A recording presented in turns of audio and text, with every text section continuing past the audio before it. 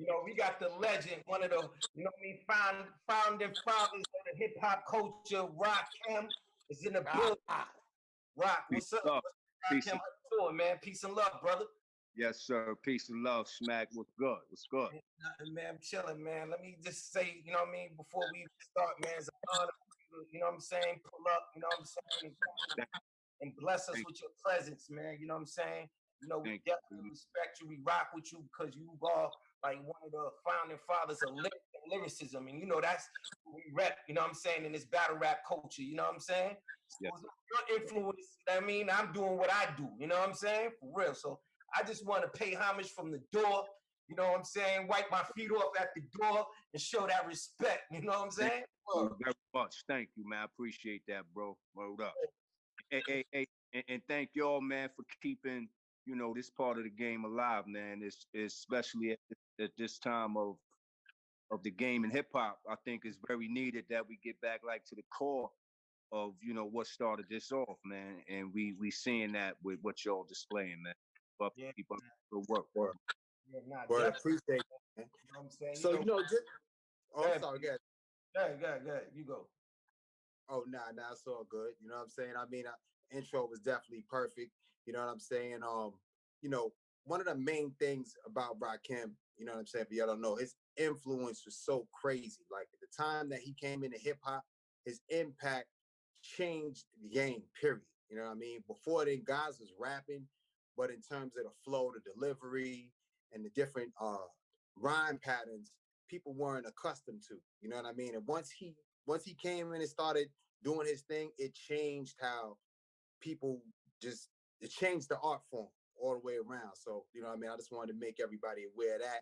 But it was also another level of impact that he brought, and that was like real live street culture. You know what I mean? For the first time, like the MCs and the people, actually the fans, they had somebody that they could identify with who looked like the people on the street. You know what I'm saying? Because a lot of times rappers were still experimenting with their look and you know what I mean, how they were dressing and how you know how they were connecting. You know what I'm saying? But like I felt like Rakim was the first person to really come out with the ill Dapper Dan suits, the jewelry, the lifestyle. You know what I mean? That street energy was crazy. You know what I mean? So that impact just changed the whole landscape of what was It going still on. exists today. Like, you know what I'm saying? You see dudes with the chains and all that. Yeah, we still following the whole footstep and the blueprint of these guys. And a lot of people don't recognize and realize that. Lord, I appreciate Word. it. So Rakim, like when you first touched down on the scene, like, can you give us an idea of like what was going on in the street? Like, what was the vibe? What was the feel that gave you inspiration and kind of set the tone for the way that you delivered your sound and what you wanted to bring into the culture? Well, at that time, early '86, man, I was fresh out basically out of high school, man. But I had a deep love for hip hop, and I think my musical background gave me a deeper insight on how to construct rhymes and rhyme patterns, dealing with the science of time and space. Man. But at that time, man, I really, I ain't have no idea the impact I was gonna have, but I definitely wanted to, get foot in the door and be heard. Um, the work raised me, and I just wanted to give them, what I felt was my style of hip hop at the time. '86 in the street, it was crazy. It was a lot of, influences going on too, as well. Style, different clothing that was coming out, different things that, brothers in the hood was doing. And I just adapted to that street culture, the way we was moving, street, the way we was dressing.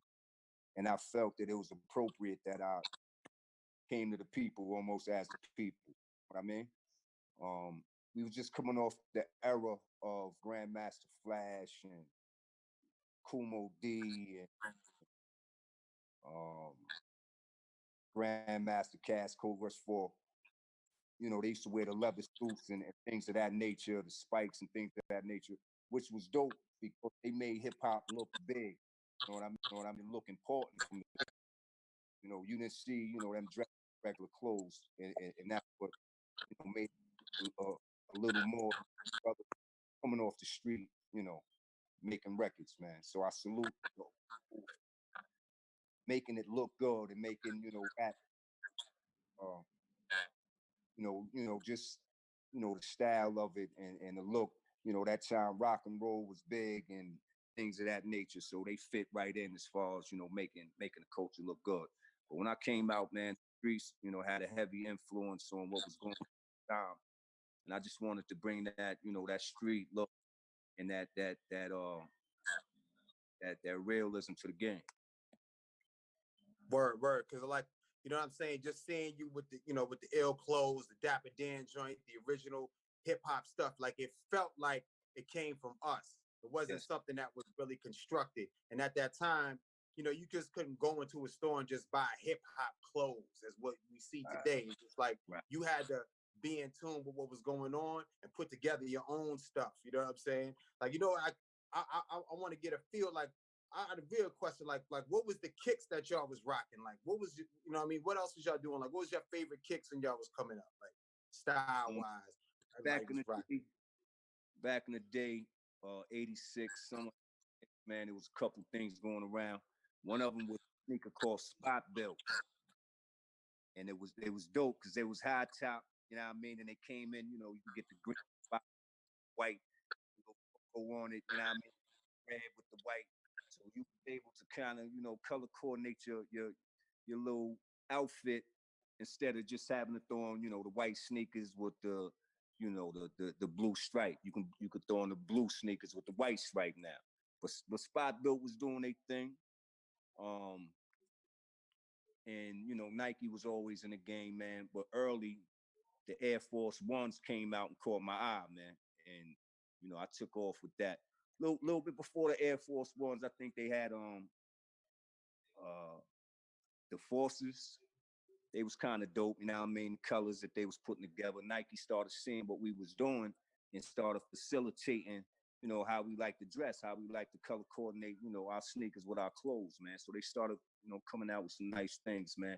But I think Air Force One kind of took off with it, and I fell in love with the Air Force Ones, and of course the Timberlands. You can't front on the Timberlands, man. But at that time, there was a lot of things going on, man. The city was bubbling, Styles was bubbling, Patrick Ewing's was bubbling. You know what I mean? It was a lot of things that we can rock that hip hop at that time. You know what I mean? Word. And then like moving towards the culture, you know what I'm saying, and actually the lyricism, right? Like back then, a lot of times guys would compete on records, but they weren't as upfront at that time. It was more so coded and subliminal, and there was like some camaraderie and competition. Was there any like battles that maybe you had brewing against other popular MCs at that time? We like y'all would say little things that maybe only y'all would know. Well, like myself, I would always pardon my I would always speak to everybody, not really no one in particular. You know what I mean? I would just kind of like hop off and whoever see, not that I was talking to everybody, but really nobody in particular.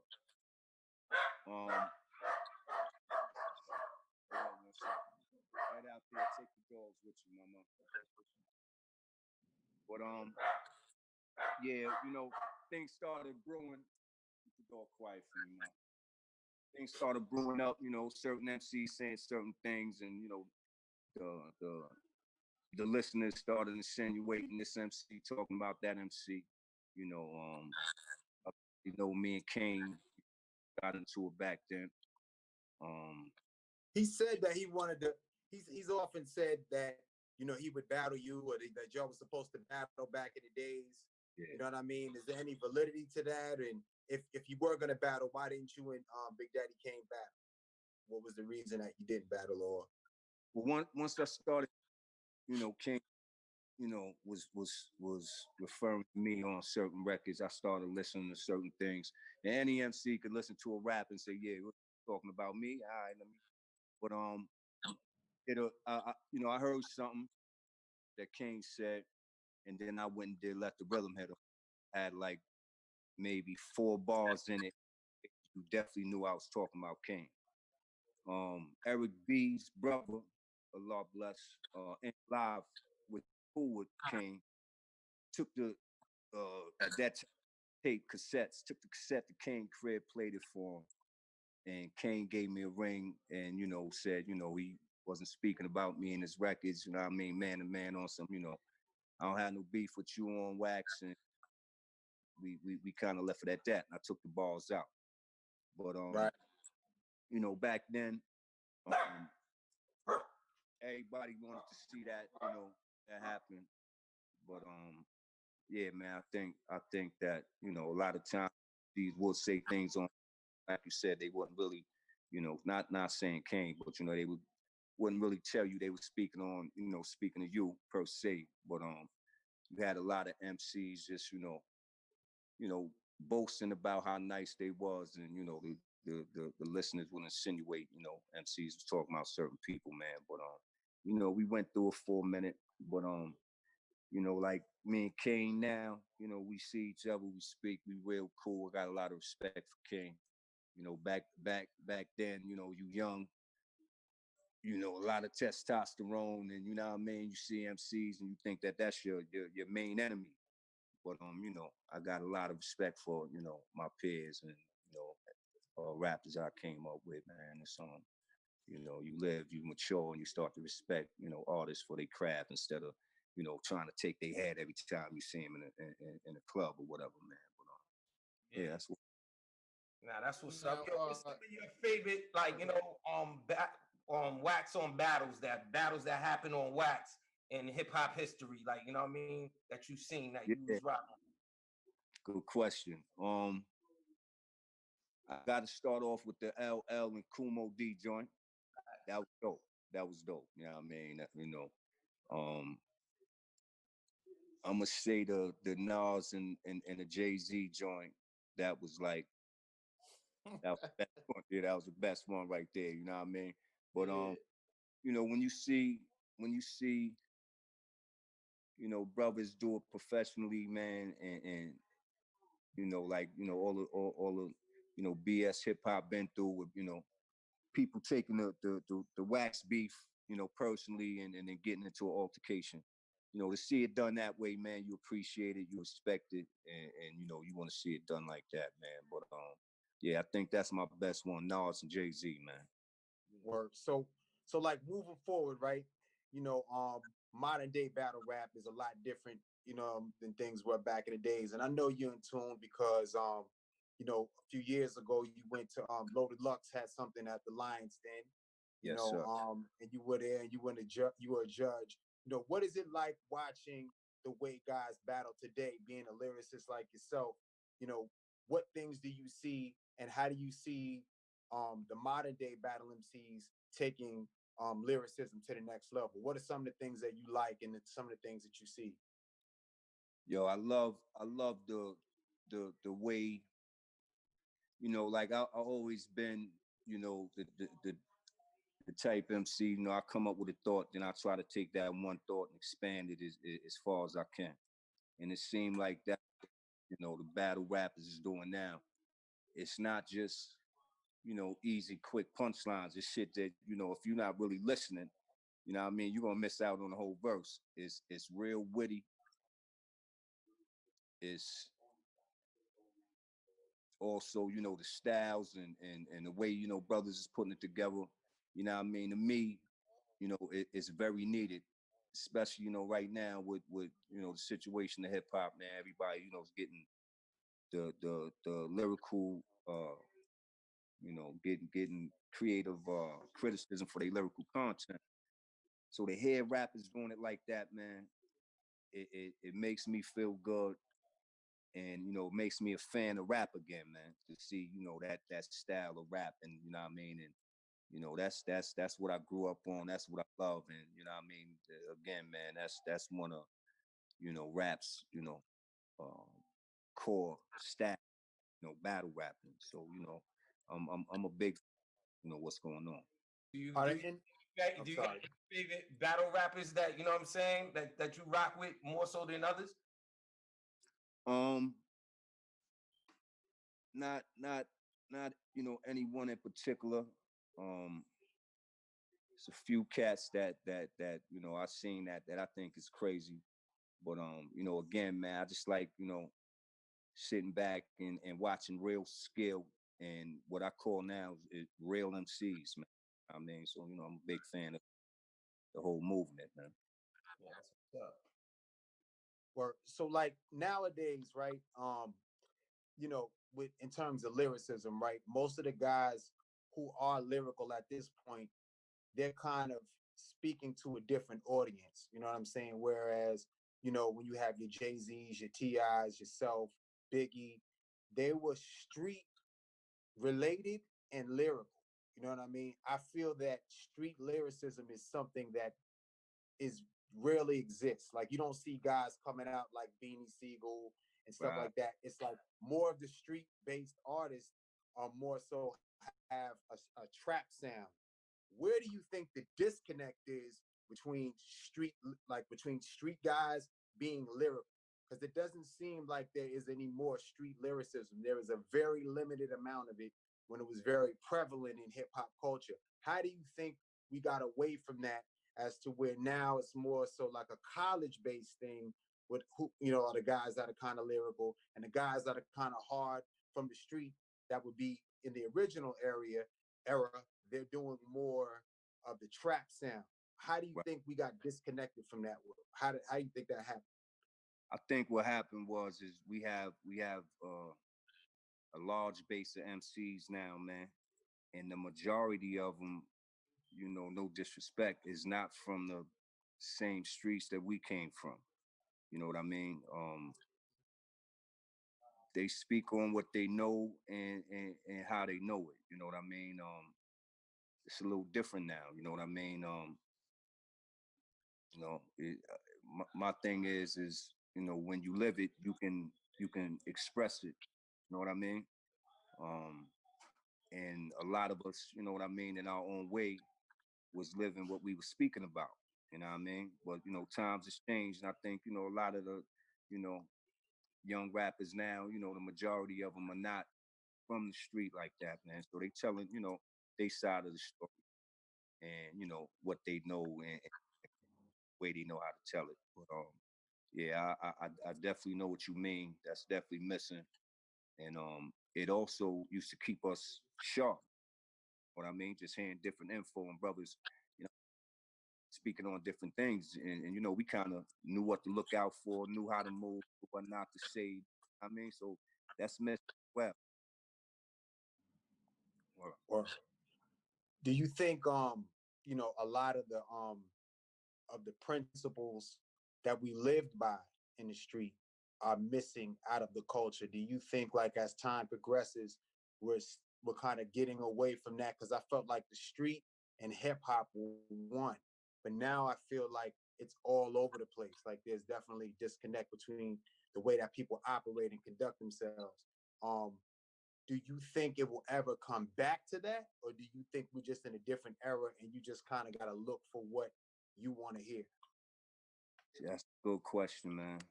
Um, See, I think in our era, I think rap kind of imitated the streets instead of the streets imitating rap. The way it is now. Um, we use street laws and basically made them into hip hop laws. You know what I mean? Same thing that applied in the street, we made it apply for hip hop. Um, I think now, um, it's just a little different with the way they see things. You know what I mean? Like the way I see the generation now of the young kids, they call it generation millenniums. They just have their way of doing things. You know what I mean? And I think the main thing is, I always say you could tell them the stove is hot, but they want to touch it and see for themselves. So for them to emulate what they seeing in the street is not really, their way of doing things. They like to, do things their way. They like to hear, the way we did it back. And I think it's showing, you know, through the music. I mean, so until some of the young understand, what we went through, what we try to tell them. I think that gap will always be there. Dope. Do you think some of the newer artists right now, it's a lot of trolling going on? It's a lot of people not even actually rapping. It's a whole bunch of melodic stuff. Do you think they're messing up the foundation guys like you built when y'all was coming up? I'm I'm not sure if messing up the foundation. I think we did kind of speak for itself, but I think as far as what's going on now, it does affect the balance of hip hop, because if you're hearing more of one thing and not the other, then of course the majority rules.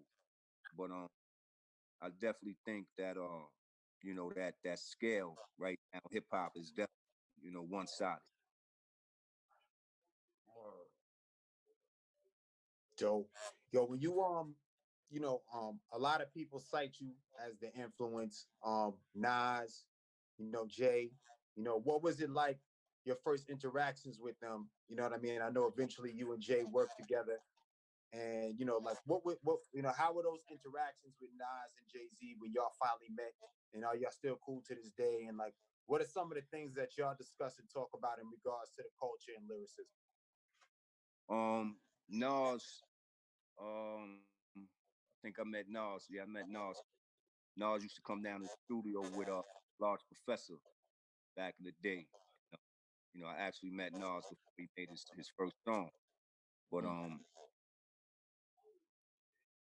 watching him, grow and watching him become who he is today. Whenever I do see him, I like to just let him know that, what I mean, I respect what he's doing. I got love for him. I mean, and keep doing what he do. Me and Nas speak from time to time, and whenever we get, a lot of times we speak about old New York. What I mean, the things that used to go on, the things we used to see, and we can't help but talk about how we feel about hip hop. So it's always good with brothers like that, just to kind of relive history, you know. And Jay-Z, um, I met Jay-Z long ago back in the day in Jersey. But I didn't really know who Jay was till a couple weeks later with him and Jazz O. I don't even know Jay, but I've seen Jay, a couple times. But as time went on, I did get to see Jay. You know what I mean? Because again, man, these man, I had the street mentality, and I used to kind of just keep myself distance from a lot of MCs. I would always say what's up, but not too much, man. But you grow and mature, man, and you let your guards down, and you realize what it is. And when I finally came to what it is, I seen Jay at a club, and I was on my way out. I just performed. Um, I was on my way out, and I seen Jay, and I just gave him a pound. To yo, Jay, man, he had just dropped DOA, and I just gave him a pound, gave him a hug. I said, yo, Jay, that was right on time. Keep doing what you doing, man. I said, yo, I love you, Jay. Keep. And I slid off, and he went to Paris with Kanye and did that.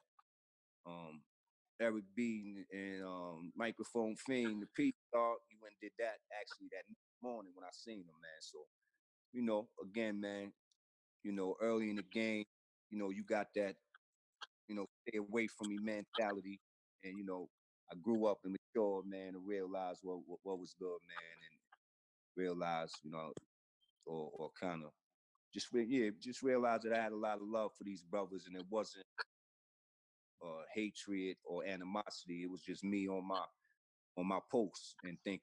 I mean, that's what I had to do to keep my, you know, my accolades or whatever you want. But you know, I love them brothers, man, and whenever I see, you know, I just let them know, you know, I got word up. Word. All right, so yo, man, you know what I mean? We appreciate you for definitely coming through. Thank you, man.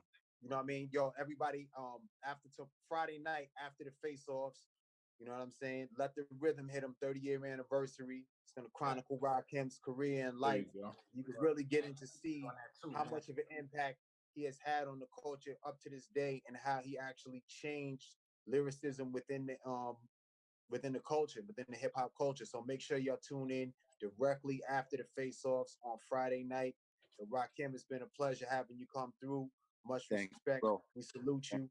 And make sure you tune in for Gnome, man. It's going down on July the 11th right here on Caffeine. You get to see Loaded Lux go up against Sue Surf. We got some other crazy battles going on that day, Daylight and Tay-Rock. So make sure you tune in, man. We appreciate you for coming through, man. Much respect. Salute, respect, legend. Brothers, y'all keep up the good work, man, and hopefully, man, I'll come down to one of the battles, man, and Whenever that'd be love. Whenever you're ready, you already know. We're a phone call away, man. You already know. My house is your house. You already know. Yes, sir, man. Salute, my brothers. Love, Rob. Salute. Yeah, all right. So, yeah.